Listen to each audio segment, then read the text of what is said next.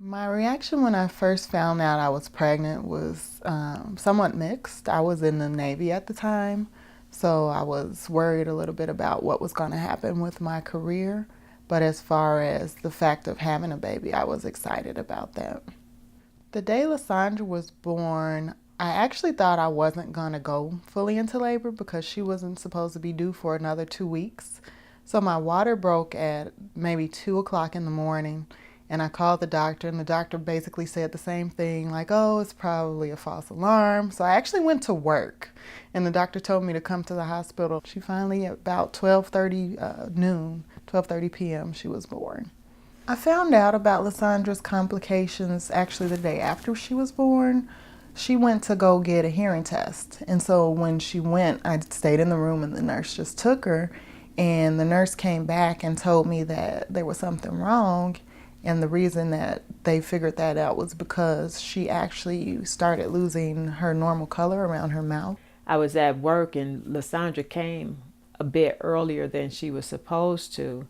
But when I found out what happened, I caught a plane and I went down to Florida. By the time me and my mother actually got to see LaSaundra, they had hooked her up to all the different medical testing equipment, and they actually put some lines, like an umbilical line, to be able to draw blood and put in medication whenever they wanted to.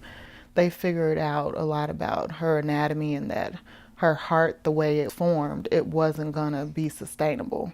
When she came out, they had these tubes draining out of her chest to get the extra blood and like measure it. So it was just kind of a freak out to already know she was bleeding too much. And then you see that, okay, well, she must still be bleeding some.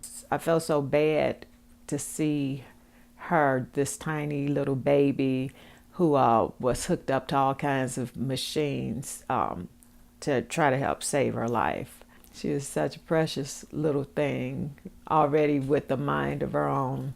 She kept crossing her legs and the nurses kept uncrossing her legs. So she showed from the beginning she had a strong will, a will to do what she wanted to do. And that's probably the will that helped her to survive. At first, she couldn't cry. And it was actually kind of funny when they did take the respirator out. I guess me and my mom had like stepped out for a little while. So when we came back in, she was crying.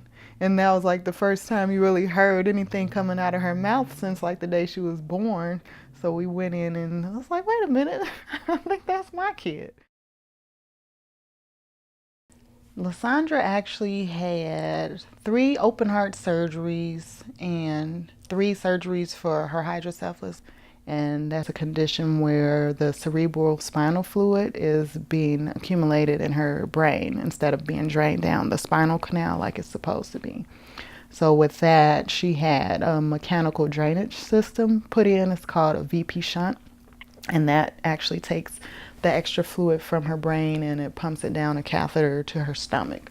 I know that what hydrocephalus is, and that it's when too much fluid gets in my brain. I feel nervous sometimes about when I'm gonna have a shunt malfunction. As far as her development, the hydrocephalus definitely played a role. She was 2 by the time she even took her first steps. Even now, you can see her and compare her to like sometimes a kid 4 or 5 years younger than her, and you can see like the way she runs or the way she jumps isn't really where she should be. Like even some of the little kids are a little bit more coordinated with that type of stuff than she is. Everything that she did, I mean, it was just, it just felt good to see her stand up and walk, even though she was, you know, far behind the other children that were walking already. When I figured out that she knew how to jump, and she was way older, maybe 10, and I saw her like, she wasn't jumping rope. I don't remember what the reason was, but when I saw she could jump and get both of her feet off of the ground at the same time, I was like really impressed and kind of made a big deal about it. And then LaJuan put her in a tap dancing class. What I liked about tap was that it was a way to learn balancing and help me have better balance.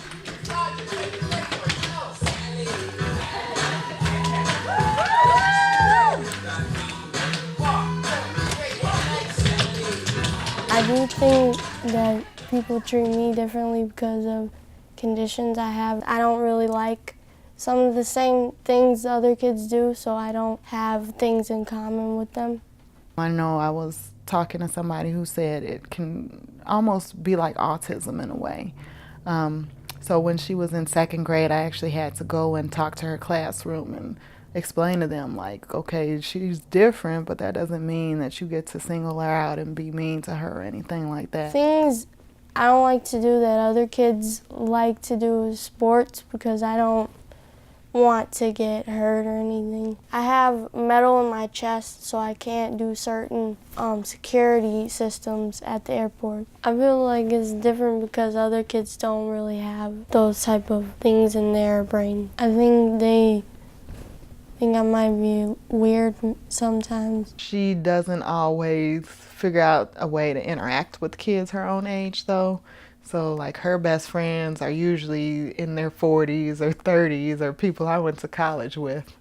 But she's starting to get a little bit better at least if they're not 12, maybe she'll find an 8 or 9-year-old and play with them. I would like for my mom to adopt a child because I feel lonely at home sometimes.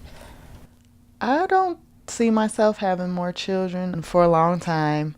Even when I thought about maybe having other children, it was in the back of my mind like, okay, well, what if all my children have similar medical conditions? And that definitely kind of made me feel like it was probably better for LaSaundra to be the only child. I sometimes think about fostering children. And it's kind of funny because when you asked about LaSaundra's personality, I didn't mention that she's a very good researcher. Because since we listened to a radio maybe 2-3 years ago about adoptuskids.org, she's been on the site not every day anymore, but pretty regularly looking at the kids and kind of window shopping for who I can adopt when I'm ready to make that step and really bring another kid into the house. She has definitely not given up on having a sister. That's for sure. I'm good. I can't hold it for that long. My emotional journey for dealing with the child with the different conditions, I would say I can't even think that it's complete, because on a good day, you almost look at her and you could imagine like that she's normal, but then something could come up and you're like, oh my God, is she gonna die from this? Every time she's had a shunt malfunction, and the doctors even tell you like it's a minor procedure, but you think to yourself, how is brain surgery a minor procedure? You don't know going into everything like what's gonna be the outcome. So I guess it fluctuates with her health and how she's doing. And just a lot of things that like I wouldn't have thought I had to deal with on a regular basis come up, and they seem small, but they can like put you into just a bad state of mind. You kind of do think about like, okay, well, how long does this stuff last? When she had her heart surgeries, it was okay, we're gonna do these 3 and that's it. But do you really know that those things you did are gonna last for the rest of her life? So it's an up and down. I'd say the journey would last probably for the rest of my life. Because of my conditions I have, there was this association called Make-A-Wish where you could basically get whatever you really wanted for a once in a lifetime opportunity, basically. I got Disney World. I mainly saw princesses because that was the main thing I liked to do there. And we also stayed at this villa at a village especially for the Make-A-Wish. Now I'm also trying to find more of a community for people who are dealing with kids with the heart condition or hydrocephalus.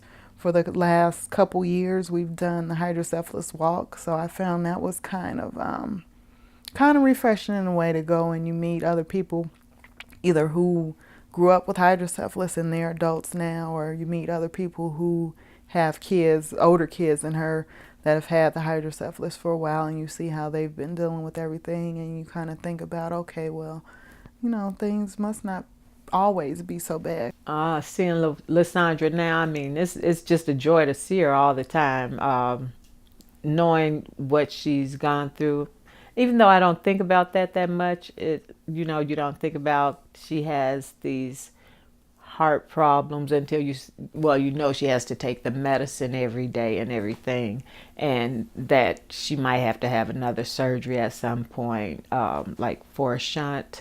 But it's just nice to have her around and to go read stories with her and stuff, because she loves to read, and just seeing her grow into who she is and seeing how she comes in and she does her homework and she's so responsible, and watching her walk around singing the songs she loves and listening to her voice, because she has a really pretty singing voice. It's just awesome to see her. My life. She says, spread your wings, my little butterfly. Don't let what they say keep you up at night. And if they give you shh, then they can walk on by. Feet can't touch the ground, and I can't hear a sound. But you just keep on running up your mouth. Yeah, walk on over there, 'cause I'm too fly to care. Oh yeah.